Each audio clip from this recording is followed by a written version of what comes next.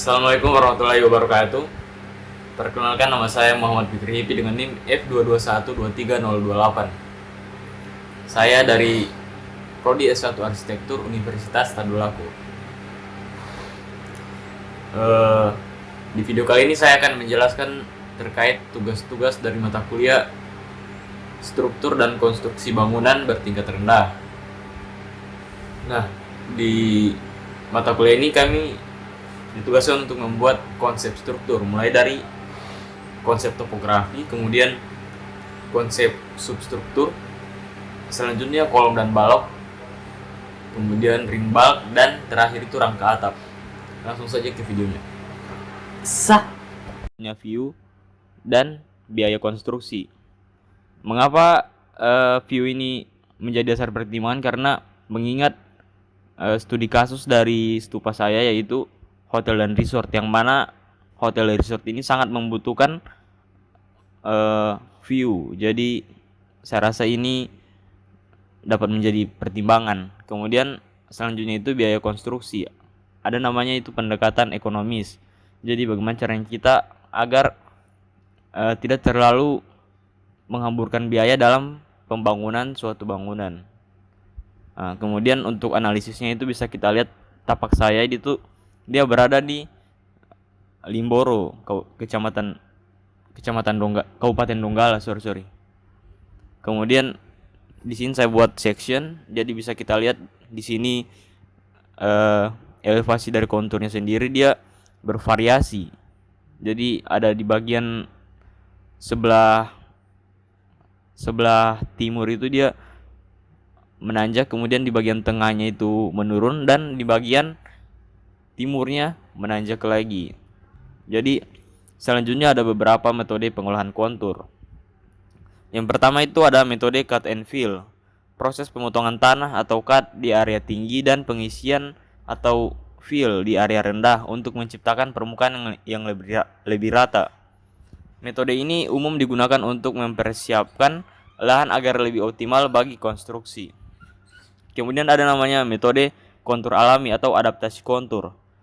Merancang bangunan atau infrastruktur dengan menyesuaikan kontur alami lahan tanpa banyak mengubah bentuk aslinya, sehingga meminimalkan pekerjaan tanah. Nah, untuk outputnya sendiri saya memilih untuk menggunakan metode cut and fill. Jadi di bagian yang tinggi itu saya lakukan cut atau pemotongan tanah. Kemudian tanah yang dipotong ini kemudian diisi di bagian yang lebih rendah. Jadi kita menciptakan sebuah lahan yang lebih rata. Kemudian di bagian-bagian yang di cut and fill ini kita menggunakan namanya dinding penahan tanah agar tanah-tanah ini tidak runtuh ke bagian yang rata ini. Jadi itu saja di bagian konsep pengolahan kontur. Selanjutnya itu konsep substruktur. Tujuan dari analisis substruktur yaitu untuk mengetahui substruktur yang tepat digunakan pada perancangan hotel resort bertingkat rendah di lahan berkontur. Dasar pertimbangannya itu ada kondisi tanah pada tapak, kemudian efektivitas, mudah dalam pelaksanaan, ketersediaan material, beban bangunan dalam kurung beban mati atau beban hidup. Untuk analisisnya, di sini ada pondasi batu kali dengan kelebihannya yaitu kuat untuk beban ringan hingga sedang, kemudian tahan lama, biaya relatif murah, proses pengerjaan sederhana, material tersedia di banyak tempat. Kemudian untuk kekurangannya tidak cocok untuk beban berat, kemudian sulit di tanah lunak atau berair, dan kurang tahan gempa. Selanjutnya itu pondasi telapak. Kelebihan dari pondasi telapak yaitu cocok untuk beban berat dan bangunan bertingkat. Distribusi beban merata ke tanah. Efisien pada tanah dengan daya dukung sedang hingga tinggi. Stabil dan tahan tekanan lateral. Dan bentuk dan ukuran fleksibel. Kemudian untuk kekurangannya itu dia membutuhkan banyak material beton dan tulangan. proses pengerjaan lebih kompleks dan memakan waktu, biaya relatif tinggi dibanding pondasi jangka lainnya, kemudian rentan terhadap penurunan diferensial jika tanah tidak seragam. Lanjut ke pondasi beton lajur. Jadi kelebihan dari pondasi ini yaitu distribusinya beban merata, kemudian efisien untuk dinding panjang pemikul beban, stabil dan kuat karena beton bertulang, cocok untuk tanah dengan daya dukung sedang hingga tinggi. Kekurangan dari pondasi beton lajur yaitu kekurangan biaya tinggi, kemudian proses pengerjaan lama, kurang efisien untuk beban titik, tidak cocok untuk tanah lunak tanpa perbaikan. Yang kelima, membutuhkan drainase yang baik. Yang terakhir itu pondasi bore pile. Kelebihan dari pondasi ini yaitu cocok untuk menahan beban berat pada bangunan tinggi.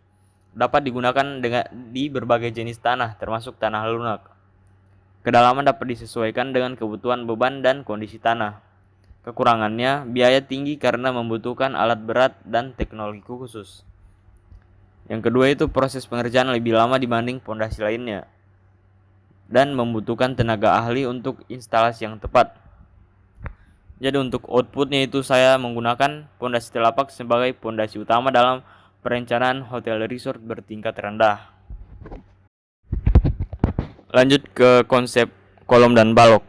Tujuan dari analisis konsep dan kolom dan balok yaitu untuk memastikan kolom dan balok dapat menahan beban dan memberikan stabilitas pada struktur bangunan secara keseluruhan. Dasar pertimbangannya yaitu ada beban yang bekerja, kemudian keamanan pengguna bangunan, dan standar dan regulasi.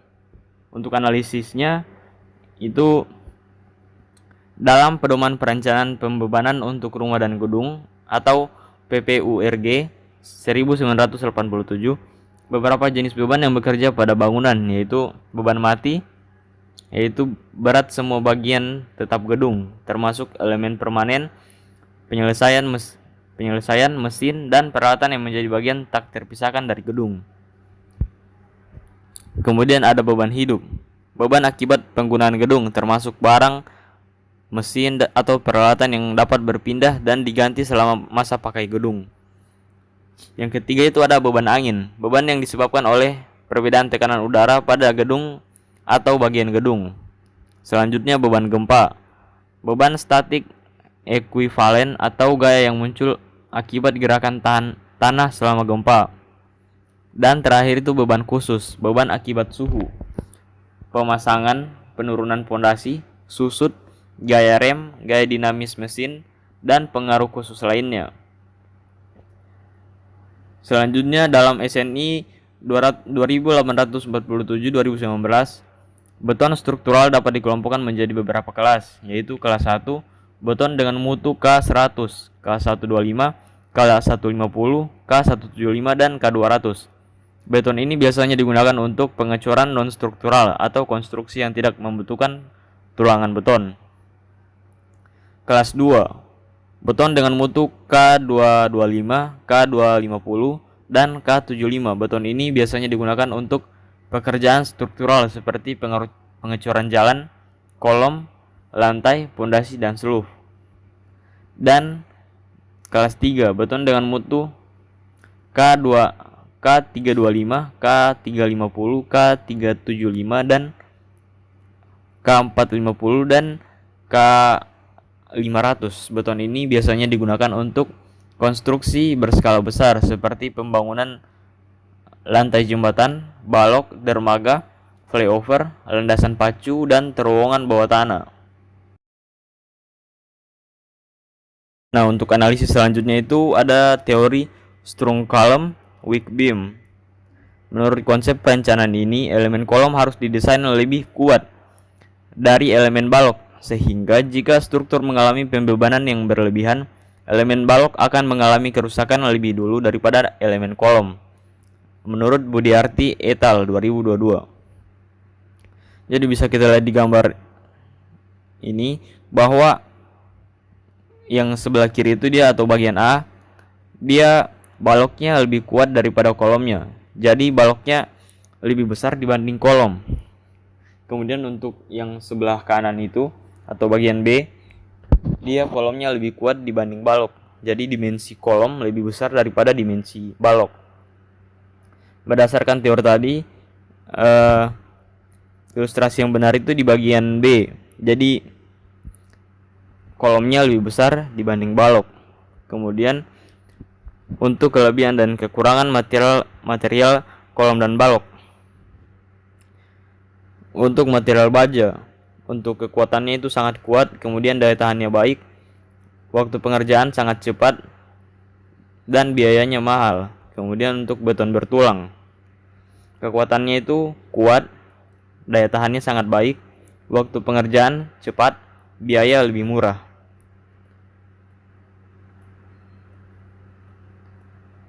Untuk outputnya sendiri, di sini saya menggunakan kolom dengan dimensi 40 x 40 cm dan balok 40 x 20 cm.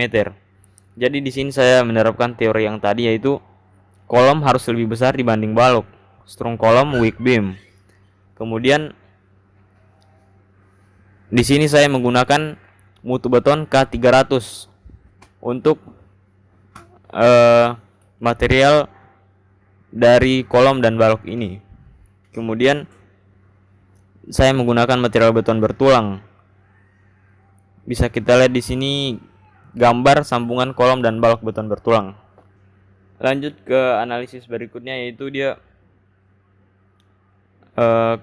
konsep ring bulk.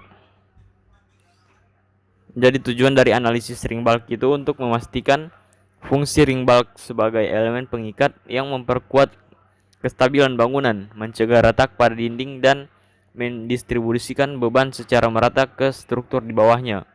Dasar pertimbangan dari analisis ini yaitu yang pertama gaya horizontal, dan yang kedua itu efisiensi konstruksi.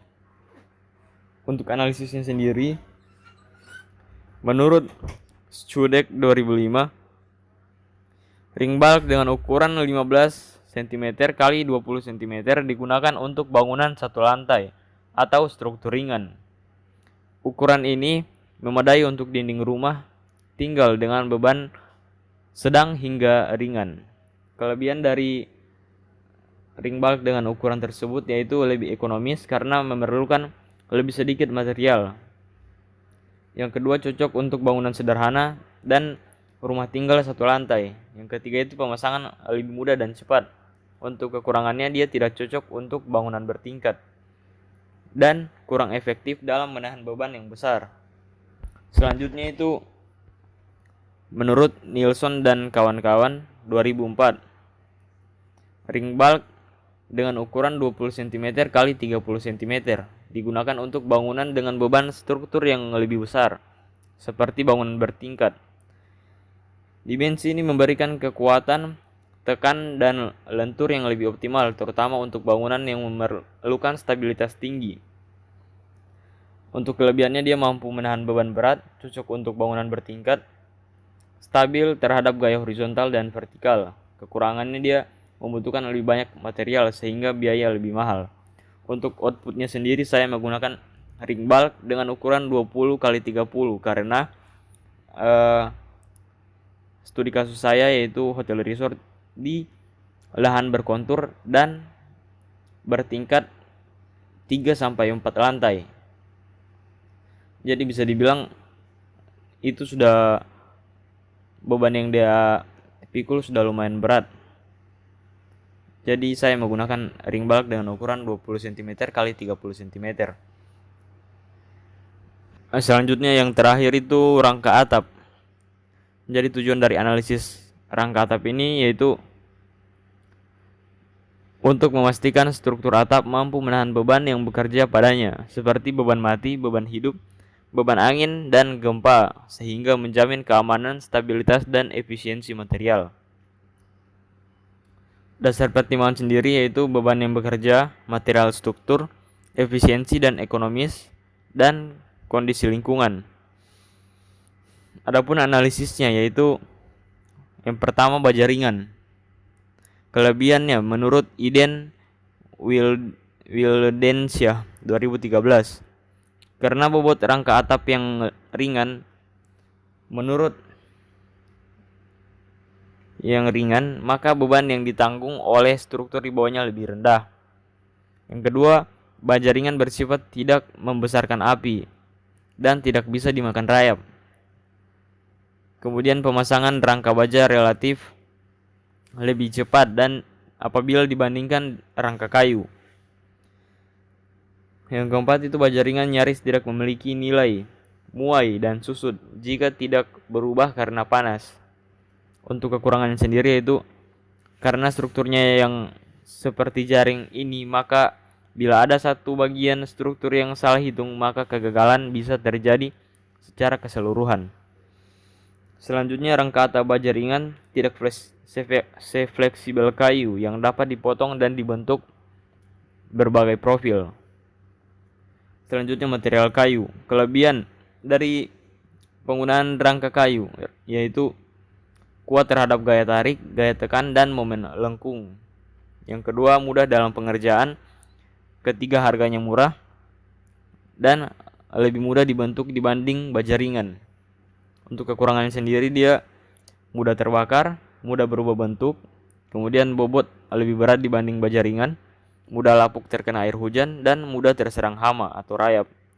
Jadi untuk outputnya sendiri, saya lebih memilih menggunakan rangka atap baja ringan karena lebih kuat, tahan rayap, awet, ringan, dan mudah dipasang, serta memiliki kualitas yang konsisten dibanding rangka kayu. Mungkin sekian yang dapat saya jelaskan terkait konsep struktur dari tugas mata kuliah struktur dan konstruksi bangunan bertingkat rendah. Lebih dan kurangnya saya mohon maaf. Assalamualaikum warahmatullahi wabarakatuh.